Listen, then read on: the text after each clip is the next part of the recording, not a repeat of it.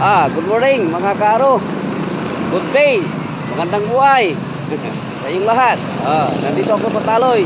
Ipapakita ko yung tagalinis sa harap ng bahay ni former Congressman Hiner Tulagan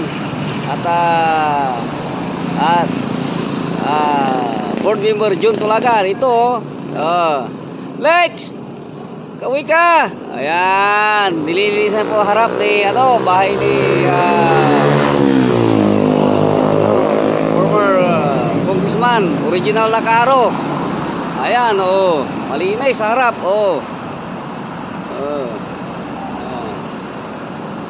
Pinawalisan niya. Yan, binibidyo ko ulit. Lex, very good. Linisin mo tan. Ayan. Isa pang kaway dyan. Ayan. Okay. Sige. Bye-bye mga karo.